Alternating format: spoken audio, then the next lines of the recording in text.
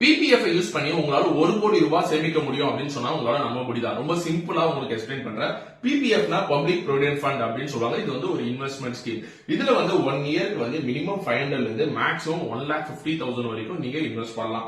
அது மட்டும் இல்லாத இப்போ ஒரு எக்ஸாம்பிளுக்கு ஒரு மாசத்துக்கு 12,500 ரூபாய் இன்வெஸ்ட் பண்றீங்கன்னா அப்போ ஒரு வருஷத்துக்கு மேக்ஸிமம் ஆஃப் 1,50,000 உங்களால இன்வெஸ்ட் பண்ண முடியும். அது மட்டும் இல்லாத மெச்சூரிட்டி பீரியட் பாத்தீங்கன்னா 15 இயர்ஸ் முடிச்சதுக்கு அப்புறம் தான் மெச்சூரிட்டி ஆகும். 15 இயர்ஸ்க்கு அப்புறம் தான் நீங்க வந்து அந்த அமௌண்ட் எடுக்க முடியும். ஆனா 25 இயர்ஸ் வரைக்கும் உங்களால எக்ஸ்டெண்ட் பண்ண முடியும். அதுக்கும் மேலேயும் நீங்க எக்ஸ்டெண்ட் பண்ணலாம். சோ இப்போ ஒரு வருஷத்துக்கு 1,50,000 போடுறீங்க. என்ன பீரியட் போறீங்கன்னா 25 வருஷத்துக்கு நீங்க பே பண்ணிட்டு வரீங்கன்னு வச்சுக்கோங்களேன். டோட்டலா இன்ட்ரெஸ்ட் பாத்தீங்கன்னா இப்ப ஆவரேஜா 7.1% கொடுத்துட்டு இருக்காங்க. அப்ப டோட்டல் இன்வெஸ்ட்மெண்டா நீங்க பண்ற அமௌண்ட் பாத்தீங்கன்னா 37,50,000 தான் இருக்கும்.